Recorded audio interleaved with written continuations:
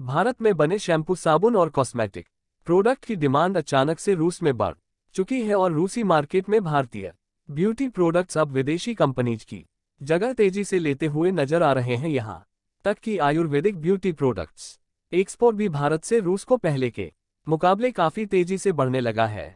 सर्दियों के आते ही रूस के लिए कोल्ड क्रीम, साबुन, टूथपेस्ट और शैम्पू जैसे प्रोडक्ट की सप्लाई को सुनिश्चित कर पाना काफी मुश्किल हो चुका है, क्योंकि यूरोपियन देश रूस को सप्लाई बंद कर चुके हैं और चीन रूस की डिमांड को पूरा करने में सक्षम नहीं है। इसलिए $26 बिलियन की इस रूसी सेक्टर में भारत अब कूद चुका है। पूरी डेवलपमेंट क्या है इस वीडियो में समझते हैं। भारत जिस तरह से विदेशों में अपनी कंपनियों को बढ़ाने में कामयाबी हासिल कर रहा है, उसके लिए इस वीडियो को एक लाइक जरूर करें। साथ ही इसी तरह और भी नॉलेज पर वीडियो देखने के लिए चैनल को सब्सक्राइब जरूर करें। आपको बता दें कि भारतीय ब्यूटी प्रोडक्ट्स के बड़े कस्टमर्स में यूएस, यूएई और चीन का नाम सबसे ऊपर आता है। इसके बाद नेपाल और बांग्लादेश भारतीय ब्यूटी प्रोडक्ट्स के कुछ काफी बड़े खरीदार हैं।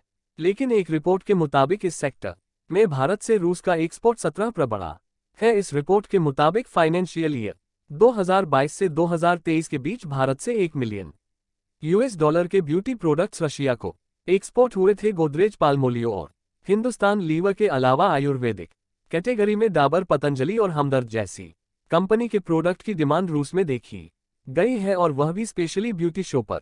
आयुर्वेदिक टूथपेस्ट की कैटेगरी में आपको बता दें कि पर्सनल केयर कैटेगरी में रूस इन प्रोडक्ट्स के इंपोर्ट को लेकर दुनिया में 17वें नंबर पर आता है, और हर साल रशिया $2 बिलियन के ब्यूटी प्रोडक्ट्स दुनिया भर से इंपोर्ट करता है। अभी तक रूस के लिए जर्मनी, फ्रांस और कोरिया टॉप इंपोर्टेंट देश थे, लेकिन रूस ने अब अपनी मेजर सप्लाई चीन, भारत और दूसरे साउथ ईस्ट एशियन देशों की तरफ मोड़ दी है। और तो और भारतीय अगरबत्ती की डिमांड भी रूस में देखने को मिल रही है। हालांकि रूसी मार्केट में एक्सपोर्ट करने के अपने अलग ही चैलेंज है। वैसे तो रूस के कॉस्मेटिक मार्केट का 70% हिस्सा फॉरेन ब्रांड्स डोमिनेट करते हैं, लेकिन रूस ऐसे छोटे कंज्यूमर गुड्स पर भारी भरकम इंपोर्ट ड्यूटी लगाता है, जिसकी वजह से चीनी प्रोडक्ट्स कंपैरिजन में भारतीय प्रोडक्ट इन कंपोनेंट हो जाते हैं। इसके अलावा लैंग्वेज बैरियर की दिक्कतें भी भारतीय मैन्युफैक्चरर्स को आती है। ऐसा इसलिए क्योंकि रूस में रशियन लैंग्वेज ज्यादा बोली जाती है, लेकिन भारतीय प्रोडक्ट्स पर इंग्लिश या हिंदी लिखी हुई होती है। ऐसे में एक अलग पैकेजिंग के साथ रूस को प्रोडक्ट्स के एक्सपोर्ट करना कंपनी के लिए काफी चैलेंजिंग हो जाता है। लेकिन इतने बड़े मार्केट का एक्सेस लेने के लिए भारतीय कंपनी भी कमर कस चुकी है।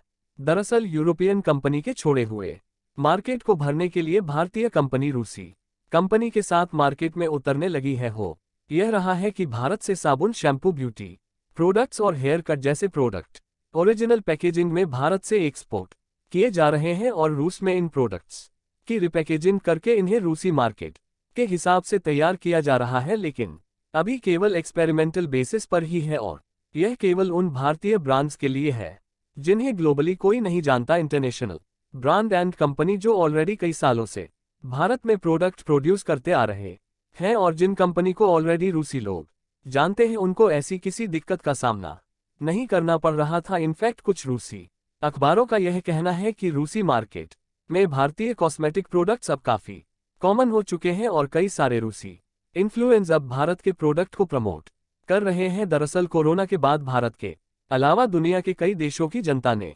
आयुर्वेदिक प्रोडक्ट की तरफ मुड़ना शुरू किया। यही वजह है कि भारतीय आयुर्वेदिक प्रोडक्ट की डिमांड दुनिया के कई हिस्सों में बढ़ चुकी है, और जिनमें रूस भी शामिल है। इसके अलावा अमेरिका और दुनिया की सबसे बड़ी रिटेल चेन वॉलमार्ट ने चीनी सामान को अपने स्टोर से निकाल फेंका है, और यूएस के बड़े स्टोर्स में अब मेड इन इंडिया या कहें कि भारत से एक्सपोर्ट होने वाले प्रोडक्ट्स ने यूएस स्टोर्स में जगह ले ली है। पहले 2020 का आर्टिकल देख लीजिए, जिसमें वॉलमार्ट ने भारत से हर साल $10 बिलियन के आइटम सोर्स करने का ऐलान किया था।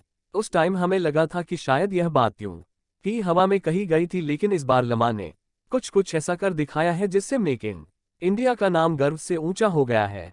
अगली बार अगर आप यूएस में जाएं और अगर आपको भारत में बनी साइकिल्स देखने को मिले तो चौंकिए मत, क्योंकि लमार्ट्स में भारत में बनी साइकिलों को बेचना शुरू कर दिया है। पूरी दुनिया में साइकिल प्रोडक्शन के मामले में भारत दूसरे नंबर पर आता है, और अभी तक अब लमा ने साइकिल की सप्लाई चेन भारत की तरफ मोड़ दी है। एक आर्टिकल के मुताबिक लमा स्टोर्स में भारत में बनी साइकिल अवेलेबल है और भारत की रो इकोटेक इन साइकिल्स की सप्लाई लमा को कर रही है। इस रिपोर्ट में यह बताया गया कि इन साइकिल्स को 90% भारतीय कंपोनेंट से बनाया गया है और लमा को सप्लाई की जाने वाली साइकिल पंजाब के लुधियाना में प्रोड्यूस की जा रही है। रो द्वारा मैन्युफैक्चरिंग साइकिल यूएस में कनकॉर्ड ब्रांड के नाम से बेची जा रही है और अब धीरे धीरे WM8 पर साइकिल लुधियाना में मैन्युफैक्चर होती है। प्रोडक्शन के मामले में भारत भले ही आज भारत पूरे विश्व में दूसरे नंबर पर है, लेकिन भारत में का पेनिट्रेशन केवल 10% है। वहीं चीन और इंडोनेशिया में पेनिट्रेशन 25 से 30% है। 2019 में भारत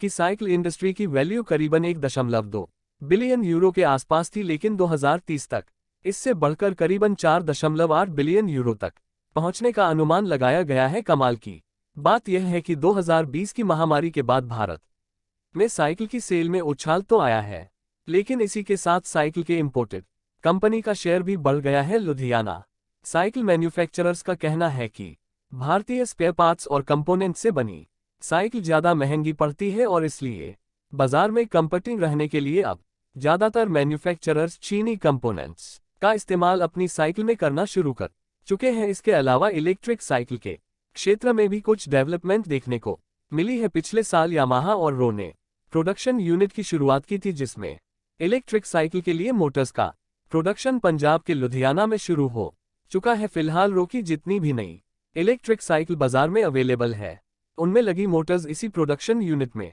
बनाई जा रही है और यह यूनिट हर साल तकरीबन 3 लाख मोटर्स प्रोड्यूस कर सकती है। बाकी आप लोगों का इसके बारे में क्या सोचा है, अपनी राय कमेंट में जरूर बताएं। इस वीडियो को यहीं पर खत्म करते हैं। इस वीडियो को एक लाइक जरूर करें और अपने दोस्तों तक इस वीडियो को शेयर करें ताकि उन्हें भी जानकारी मिल सके। इसी तरह और भी नॉलेजेबल वीडियो देखने के लिए अपने भरोसेमंद चैनल को सब्सक्राइब करके बेल नोटिफिकेशन को ऑल पर जरूर रखें। वीडियो को अंत तक देखने के लिए धन्यवाद।